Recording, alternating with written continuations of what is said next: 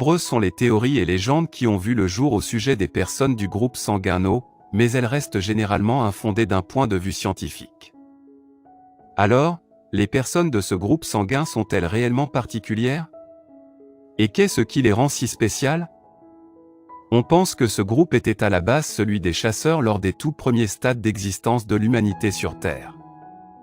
Il paraîtrait même que c'est l'un des plus anciens groupes sanguins qui n'ait jamais existé, ce dernier remonterait d'ailleurs à plusieurs dizaines de milliers d'années. La santé des personnes du groupe O. En temps normal, ces personnes jouiraient d'un système immunitaire solide, d'une espérance de vie importante. Leur estomac disposerait également d'acides plus puissants que celui des autres groupes. Cependant, elles auraient un risque plus élevé de contracter des ulcères, des troubles thyroïdiens au même titre que des carences en iode.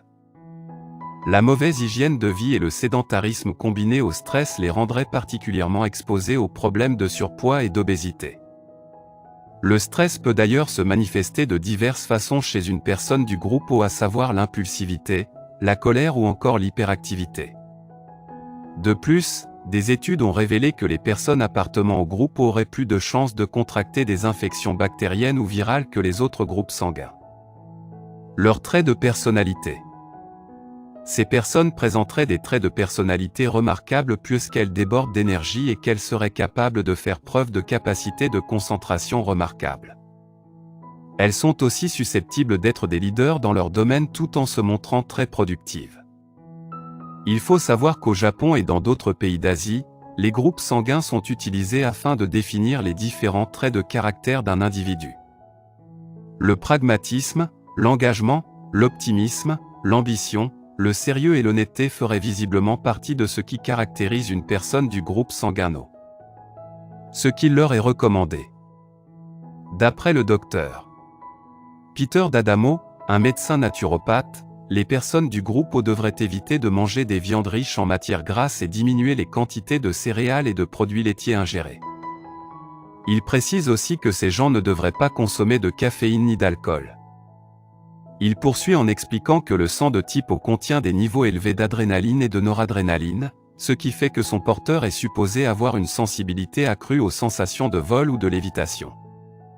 Aussi, selon lui, ces personnes ne pratiqueraient pas de sport extrême à cause du stress et de la fatigue auxquels elles sont régulièrement sujettes. Pourtant, les médecins conseillent à ces personnes de consacrer une demi-heure par jour à une activité physique. En effet, le sport pourrait leur permettre de pallier aussitôt le stress, l'anxiété ou la fatigue qu'elles ont tendance à accumuler. Ceci les aiderait à retrouver un certain équilibre à la fois physique et émotionnel, à tel point qu'une grande partie de leur bien-être dépendrait en réalité simplement de l'exercice. Aussi, si les personnes du groupe 0 sont considérées comme spéciales, c'est parce que ce sang est relativement rare. Donneurs universels, seulement 7% de la population mondiale appartiendrait au groupe O négatif. En outre, bien qu'ils puissent donner leur sang à tous les autres groupes, étant donné qu'ils n'ont pas d'antigènes à l'extérieur des globules rouges. Les personnes du groupe O ne peuvent recevoir le sang que du même groupe sanguin.